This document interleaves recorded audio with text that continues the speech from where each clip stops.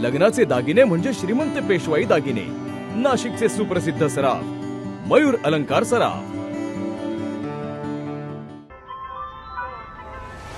ताज्या बातम्यांसाठी नाशिक न्यूजच्या YouTube चॅनलला सबस्क्राईब करा आणि बेल आयकॉनला प्रेस करा।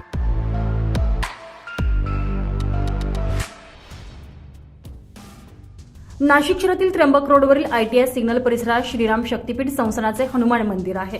मंदिरापासून 25 मीटर अंतरावर बियर बार सुरू झाल्यानं मंदिराचं पावित्र्य धोक्यात आलं असल्याचा आरोप श्रीराम शक्तीपीठ संस्थानानं काल पत्रकार परिषद घेत केला होता। हा बियर बार तातडीनं बंद करावा या संदर्भात मागणी करण्यात आलेली होती।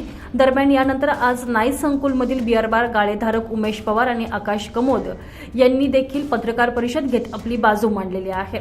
पत्रकार परिषदेत त्यांनी सर्व कागदपत्र सादर केलेली आहे, तसंच आपलं म्हणणं मांडलेलं आहे। ज्या वेळेस या ठिकाणी बियर बार सुरू झालेला होता त्यावेळेस कुठल्याही प्रकारचे या ठिकाणी मंदिर नव्हते, अशी स्पष्टता यावेळी उमेश पवार आणि आकाश कमोद यांनी पत्रकार परिषदेत दिलेली आहे। काही दिवसांपूर्वी मला असं समजलं की इथं हनुमानाची मूर्ती आणून बसवण्यात आलेली आहे। त्याचं कारण असं होतं की तुमचं दुकान हटवण्यासाठी यांनी हे कट कारस्थान रचलेलं आहे। आम्हाला त्रास देणारे इथलेच काही व्यवस्थापक आहेत, त्याच्यात थोडक्यात एक दिनेश पाटील म्हणून झाले, अजून एक वैश्य म्हणून लोक आहे। सुरुवातीला जेव्हा आम्ही इथं दुकान टाकणार होतो त्या टायमिंगला त्यांनी आमच्याकडे पैशाची पण मागणी केली होती की तुम्हाला आम्ही सगळं कायदेशीर करून देतो, आम्हाला तुम्ही पैसे द्यावे। पण आम्ही जेव्हा लीगल सगळ्या गोष्टी असताना आम्ही त्यांना पैसे द्यायचं कारण काय, जेव्हा माणूस कुठे चुकतो तेव्हा तो पैसे देतो। त्यानंतर मग त्यांनी अर्ज केले, तुमच्या पेपरला बातमी दिली, नंतर आम्ही सगळी माहिती काढल्यावर असं समजलं की CCTV फुटेज पण आमच्याकडे आहे 7व्या महिन्यातली, मग त्याच्यात पण ते मंदिर दिसून येते। तर महंतांचं म्हणणं असं आहे की 2020 पासून तिथे ते मंदिर आहे, मग ते फुटेजमध्ये दिसायला पाहिजे होतं ना। मग त्यानंतर आम्ही अजून सखोल माहिती घेतल्यावर असं समजलं की धर्मादाय आयुक्तांच्या कार्यालयात आम्ही अर्ज केला, तिथली ती माहिती मागवली, तर त्यांच्या रेकॉर्डमध्ये श्रीराम शक्तीपीठाच्या रेकॉर्डमध्येही कुठे सातपूर नाईस बिल्डिंगमध्ये हनुमान मूर्ती असल्याचं दिसून येत नाही आहे। त्याच्या पलीकडे जाऊन त्या संस्थेचा पण 5 वर्ष ऑडिट न झाल्याचा रिपोर्ट पण आमच्याकडे आहे। त्या पाठोपाठ आम्ही MIDCला पण अर्ज केला होता की तुमच्याकडे कुठे असं रजिस्टर मंदिर असल्याची तुमच्याकडे नोंद आहे का, तर त्यांनी आम्हाला उत्तर असं दिलेलं की आम्ही अशी कुठल्याही प्रकारची MIDCमध्ये कुठल्याही भूखंडावर मंदिर स्थापन करण्यासाठी परमिशन आम्ही देत नाही।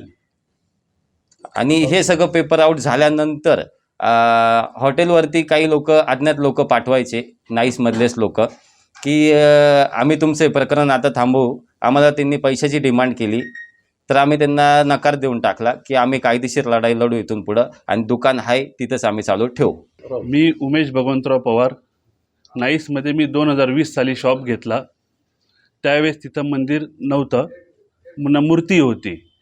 आत्ता 2024मध्ये जुलैमध्ये ती मूर्ती तिथं ठेवण्यात आलेली आहे। तसं मी सर्व रेकॉर्ड पण आपल्या सर्वांना देत आहे। दरम्यान मला पत्र दिलेलं आहे, त्याच्यामध्ये पण त्यांनी स्पष्ट उल्लेख केलेला आहे की तिथं असं मंदिर नाही आहे म्हणून। आणि तसंच महाराष्ट्र औद्योगिक विकास महामंडळ यांनी पण मला पत्र दिलेलं आहे की तिथं अशी काही मंदिरची आम्ही परमिशन दिलेली नाही आणि आम्हाला देताही येत नाही। त्याच्यानंतर जो बिल्डिंग प्लॅन आहे, बिल्डिंग प्लॅनमध्ये पण असं कुठेही उल्लेख नाही आहे की त्या ठिकाणी मंदिर आहे बुवा म्हणून। 20 जुलै महिन्याचं हे फुटेज आहे माझ्याकडे की त्या दिवशी पण इथं कुठलीच मूर्ती नव्हती जी आत्ता ठेवण्यात आलेली आहे।